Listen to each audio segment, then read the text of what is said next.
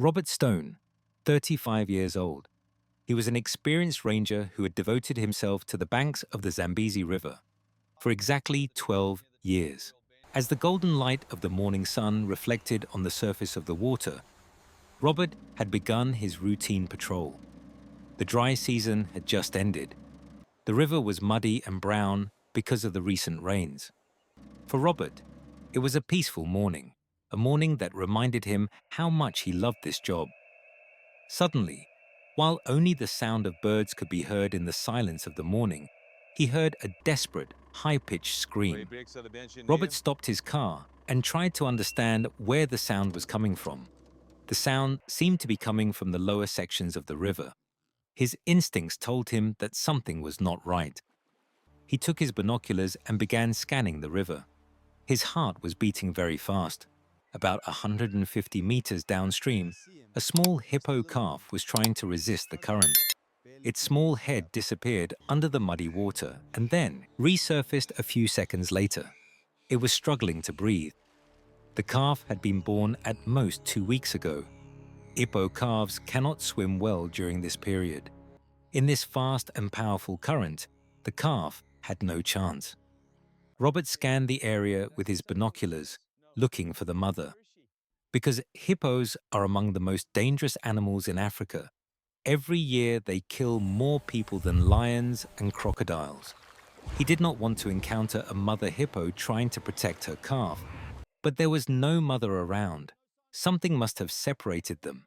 There may have been a sudden flood during the night, or the pod may have been attacked by a crocodile.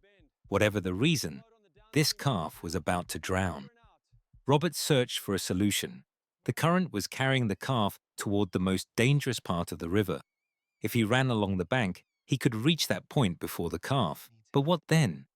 The water was deep and fast. There were many crocodiles in these waters. Or the mother hippo could appear at any moment. Robert did not have time to think about this. He had already started running. His boots were sinking into the mud. Branches along the riverbank scratched his arms. He was exhausted, but he did not slow down. The calf's cries were getting weaker. When he reached the bend, the calf was close to it. Its eyes were filled with fear. Its tiny ears were pinned back against its head. It was completely exhausted, barely keeping its nostrils above the water.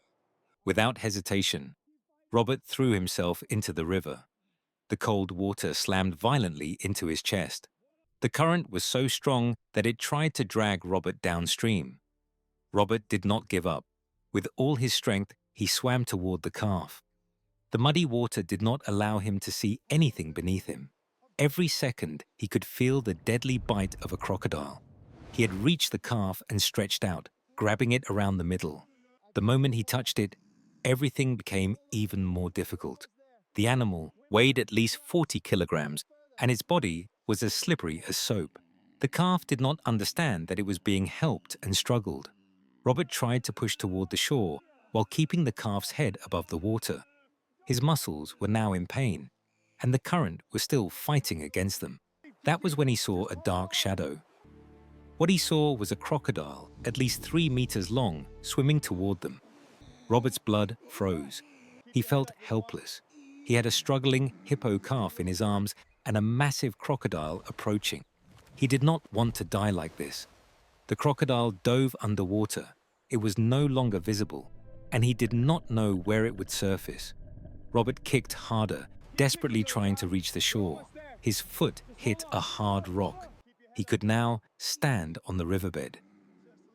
Robert staggered forward, half swimming, half walking, dragging the calf with him. The water dropped to his waist, then to his knees. He was extremely tired, and together with the calf, he threw himself onto the muddy bank. He lay there for a long time, gasping for air. The calf was lying beside him, its chest rising and falling rapidly. It was alive. They were both alive. Robert slowly sat up and began to examine the calf. It was female, quite exhausted but uninjured. Her eyes were full of fear, but she was no longer struggling.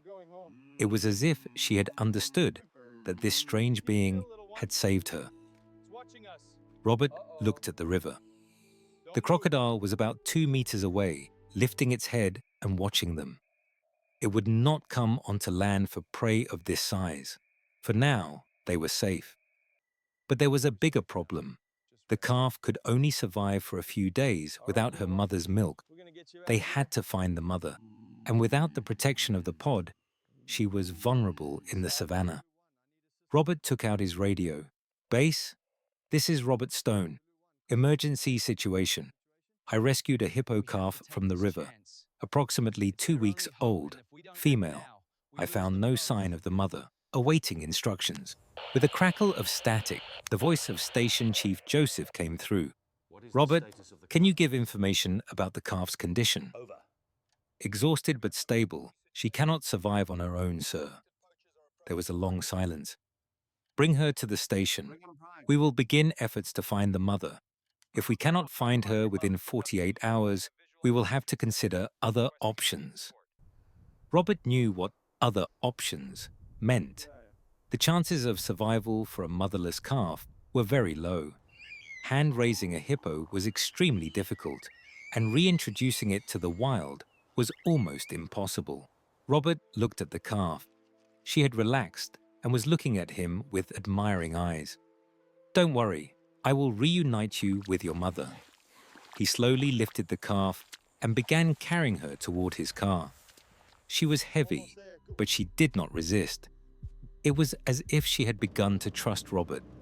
As Robert drove toward the station, the calf lay on his lap and closed her eyes. Despite everything, she trusted him. The search for the mother began immediately. Rangers spread out along the entire river. They searched for signs of a distressed hippo. Hippo mothers are extremely protective. If she was alive, she was probably searching for her calf and was highly agitated. The next morning, they found her.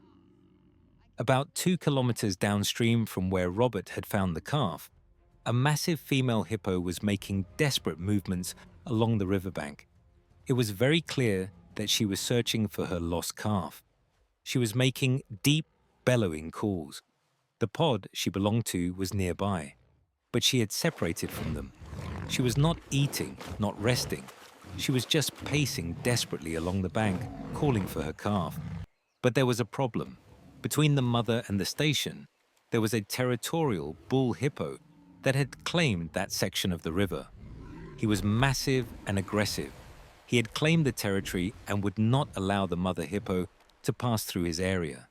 The mother had tried to cross, but each time the bull hippo attacked her violently. Because of this, she could not reach her calf, and the calf could not be safely returned to her. Robert watched the mother through his binoculars, and the desperation in her behavior broke his heart. She entered the water, swam a few meters toward the station. Then the bull hippo attacked, and she was forced to retreat. Again and again. This continued for 3 days. The mother had now grown weak and exhausted from her constant effort. They were racing against time. The calf was weakening. The veterinary team did everything they could.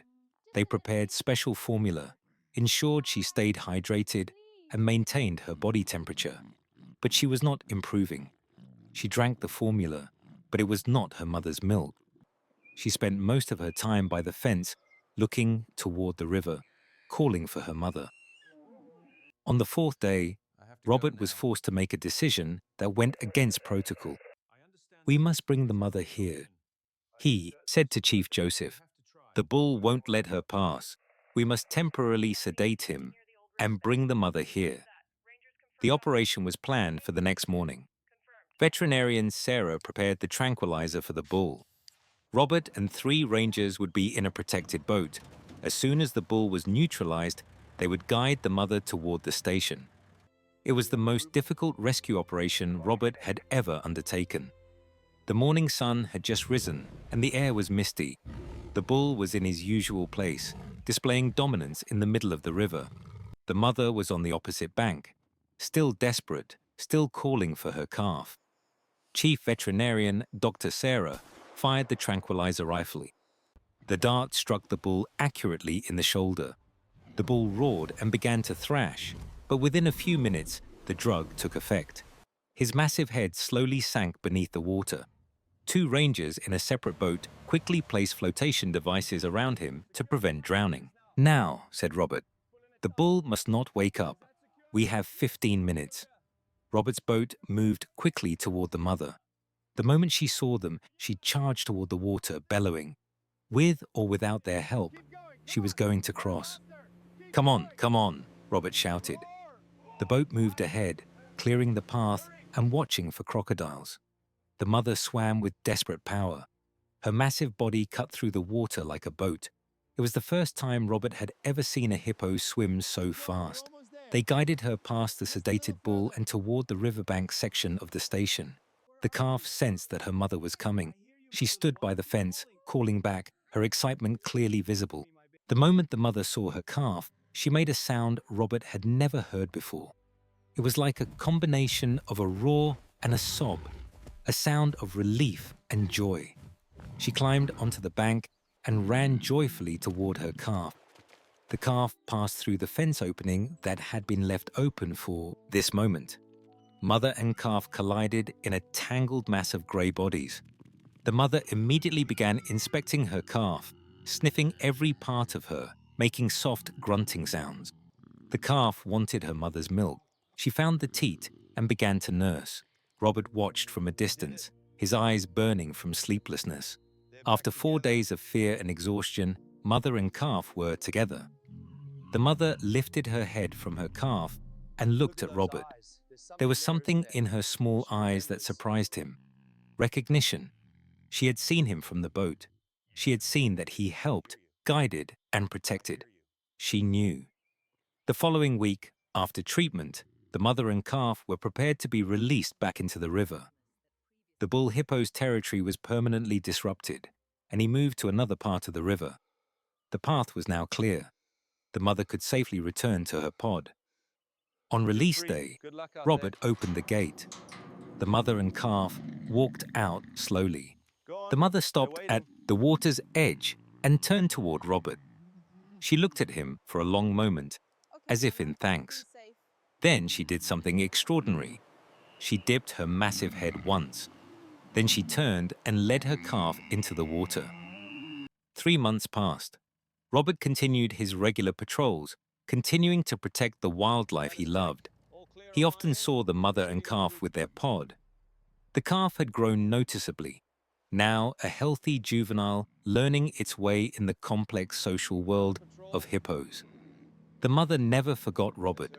Whenever the patrol boat passed near the pod, she would surface and watch him. Not with aggression, but with what Robert could only describe as acceptance. One morning, Robert's patrol was in a section of the river he rarely visited. The road here had been severely damaged by the rainy season and was very difficult to pass. While checking a camera trap, he heard the loud sound of a car. What was that? It was coming fast. Recklessly, Robert stepped onto the road and saw a battered truck speeding toward him. They were poachers. He could not react in time. The truck screeched to a halt. 3 men jumped out, all carrying rifles. "Well, well," the leader sneered, "we've caught a lone ranger. Today is our lucky day." Before Robert could reach his radio, a rifle butt slammed into his stomach, doubling him over. He fell to the ground, gasping for air. They took his radio, his GPS, and his weapon. Then they tightly bound his hands behind his back with wire. "We'll deal with you later," the leader said. "Now we're going to hunt hippos. Their teeth will make us rich." They dragged Robert to the riverbank and left him there, helpless. While the poachers prepared the boat, Robert's mind raced. There had to be a way to stop them, but the wire was too tight and his weapons were gone. What else could he do but watch? The leader turned to Robert and smiled cruelly. "When we're done, we'll come back and leave you to the crocodiles," said. The boat moved toward the hippo pod. Robert struggled against his bonds, but it was useless. The wire only dug into his wrists. He could see the pod from a distance. About 10 to 15 hippos were floating calmly. The calf was there too, now twice her original size. The mother was beside her, as always protective and alert. The poachers prepared their rifles. Robert involuntarily closed his eyes. He could not watch this. That was when he heard a sound, like thunder, but deeper, more primal. A hippo's roar of rage. Robert opened his eyes. The mother had launched an attack, swimming rapidly toward the poacher's boat with her massive jaws wide open. The poachers noticed her too late. The leader fired, but the bullet did not hit the hippo. The mother slammed into the boat like a missile. Her jaws clamped onto the side, and with a violent twist of her head, she capsized the boat. The poachers were completely thrown into the water. The mother did not stop. She attacked again, driving them toward the shore, away from her pod, away from her calf. The poachers were in panic and did not know what to do. They scrambled onto the bank, dropping their rifles. They fled quickly through the bushes and disappeared into the savannah. The mother surfaced and looked at Robert. Then she began swimming toward him. Robert's heart was pounding. She was an aggressive hippo, and he was bound and helpless. But she stopped in the shallow water, about 1 meter from where Robert lay. She did not attack, she just looked. This was the brave mother he had saved 3 months ago. Behind her, the rest of the pod was watching Robert. The calf was there too, looking at him with curious eyes. The mother made a soft, almost gentle sound and turned back to her family. She gathered them and led them away from this dangerous section of the river, away from the men who had tried to kill them. But as she disappeared around the bend, she looked back once more. It was a look full of gratitude and remembrance. Robert remained on the riverbank with his hands bound, but he was alive. The poachers had fled, leaving their weapons and their boat behind. About an hour later, a search team found him. They cut the wires, binding his hands, and helped him to his feet. "What happened here?" the team leader asked, staring at the capsized boat and the abandoned rifles. Robert looked at the river, at the place where the mother had disappeared. "I was rescued," he said simply, "by an old friend." About 2 weeks later, Robert returned to that section of the river. He found the mother and calf exactly where he expected them, in a calm area away from the main channel. The calf had grown, looking strong and healthy. The mother noticed him immediately. As Robert stood on the bank, she surfaced and watched him. Robert stood on the shore. He met the eyes of the mother and calf again and raised his hand once, as if in greeting. The mother made a soft sound, not a warning, not a threat, something entirely different. Then she turned and nudged her calf, continuing to teach her how to dive, how to swim, how to survive in this dangerous world. They look so peaceful Robert together. watched them until the sun set. Then he returned to his car and continued his patrol. The savannah was vast, and there were many species that needed protection. But Robert knew that he would always have a special interest in this part of the river, in a mother who never forgot a kindness, and in the desperate cry that started it all on a flooded morning. Some bonds transcend species. Some debts are repaid in the most unexpected ways. If you enjoyed this story, please subscribe to my MEF Wildlife Rescue channel and like. We will return with many incredible stories from the wild. Thank you.